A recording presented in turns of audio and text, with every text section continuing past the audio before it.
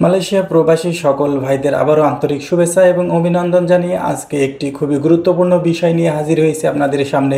আর সেটি হলো মালয়েশিয়া গমনকারী সকল ভাইদের নিয়ে একটি আলোচনা। আপনারা যারা মালয়েশিয়াতে অলরেডি চলে এসেছেন সেটি তো আপনাদের অনেক ভাগ্যের ব্যাপার, কিন্তু যারা এখনও আসতে পারেনি, শত শত মানুষ এয়ারপোর্টে আটকে আছে, আসলে তাদের জন্য এটি খুবই দুর্ভাগ্য। কারণ তারা কিন্তু অলরেডি অনেক টাকা এজেন্সিদের দিয়েছেন এবং তারা মালয়েশিয়াতে অবশেষে আসতে পারলেন না।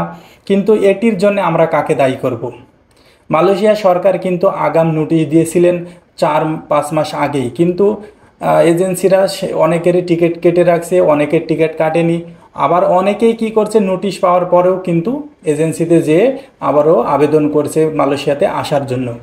তো যারা আসতে পেরেছেন তাদের জন্য তো ভালো। মালয়েশিয়া এয়ারপোর্টে কিন্তু অলরেডি অনেক লোক এসে হাজির হয়েছেন।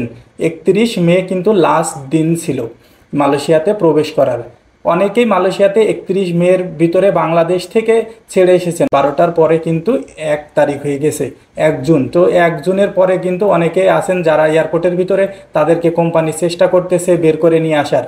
আর যারা আসতে পারেননি আপনারা কিন্তু তারা এখন বর্তমানে আপাতত আসতে পারবেন না, কারণ মালয়েশিয়ার যে হাইকমিশনার আছে মালয়েশিয়াতে, উনি কিন্তু বাংলাদেশ দূতাবাস থেকে একদম ডাইরেক্টলি স্ট্রিক্টলি কিন্তু উনি বলে দিয়েছে যে আপাতত যারা আসতে পারেনি তাদের জন্য কোনো ব্যবস্থা আছে কি নেই সেটি পরে জানা যাবে, কিন্তু স্ট্রিক্টলি বলছেন যে এখন মালয়েশিয়া আপাতত বন্ধ, কর্মী ঢুকতে পারবে না বা কোনো ফ্লাইট হবে না। কিন্তু তাহলে পরে এখন যারা আসতে পারেননি তারা কি করবেন?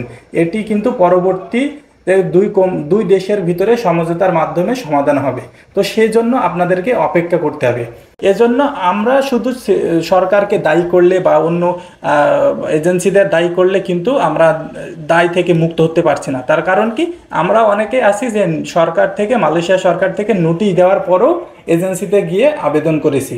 এজন্য আপনাদেরকেও একটু বোঝার প্রয়োজন ছিল যে আসলে আমার এখন মালয়েশিয়াতে যাওয়া উচিত কিনা। কারণ যারা অলরেডি মালয়েশিয়াতে এসেছে তারা কিন্তু অনেকেই আপনাদেরকে নিউজ দিচ্ছে, যে নিউজ এবং বিভিন্ন মিডিয়া মাধ্যমে কিন্তু আপনারা জানতে পারছেন যে মালয়েশিয়ার বর্তমান কি অবস্থা। আপনারা তারপরেও কিন্তু মালয়েশিয়াতে আসার জন্য আর কি সমস্ত কিছু এজেন্সিতে যেয়ে আপনারা যোগাযোগ করছেন। আপনারা যখন এজেন্সির কাছে যাবেন তখন কিন্তু এজেন্সি অবশ্যই আপনাদেরকে সাহায্য করতে চাইবে, কিন্তু সেটি যখন একটি সীমাবদ্ধ টাইমের ভিতরে চলে এসেছে, এখন কিন্তু এটি বাড়ানো বা এই সীমাবদ্ধ টাইমের ভিতরে কাজ শেষ করা সম্ভব হয়নি। বাংলাদেশের থেকে কিন্তু বিশেষ ফ্লাইটও চালু করা হয়েছিল, কিন্তু তারপরও কিন্তু বাংলাদেশ থেকে যত পরিমাণ কর্মী ছিল তারা কিন্তু আসতে পারেনি। এয়ারপোর্টে মোটামুটি 30,000-এর মতো লোক এসে কিন্তু হাজির হয়েছিলেন। আর এখন মালয়েশিয়াতে 6,000-এর মতো লোক ঢুকছে এবং আরও অনেকেই আছে। 6,000-এর ভিতর থেকে এয়ারপোর্ট থেকে অনেক কোম্পানি এসে অনেকেই নিয়ে গেছেন এবং অনেকে কিন্তু এখনও এয়ারপোর্টে আসেন। তো সেই শেষ তথ্য পাওয়া পর্যন্ত আমরা অপেক্ষা করব। আর আসুন আমরা সরাসরি শুনি যে মালয়েশিয়ার হাই কমিশনার মালয়েশিয়া থেকে কি জানিয়েছেন। Of course, there are things that beyond our control. You mentioned just now about the syndicates. This is something that beyond not only Malaysian but also Bangladesh, beyond the control of two governments.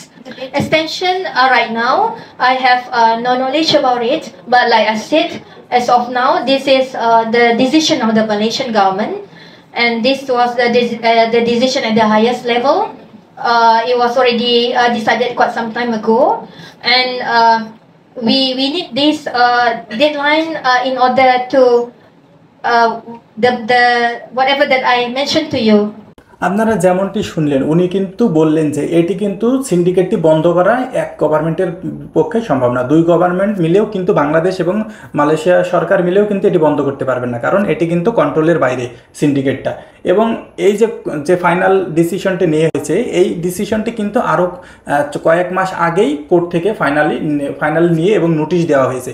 তারপরও কিন্তু অনেকেই আসার জন্য ইচ্ছুক, আসার জন্য কিন্তু অনেকেই আবেদন করেছিলেন, এজেন্সিতে গিয়েছিলেন এবং তারা কিন্তু অবশেষে অনেকেই আসতে পারেননি। তো তাদের জন্য আমরা সমবেদনা জানাই। আশা করি যে সামনে কোনো একটি ভালো ডিসিশন নিয়ে আসবে সরকার এবং সেটিতে সবারই ভালো হবে আশা করি। আমরা আবারও নতুন কোনো খবর নিয়ে হাজির হব। আপনারা সে পর্যন্ত ভালো থাকবেন, নিরাপদে থাকবেন।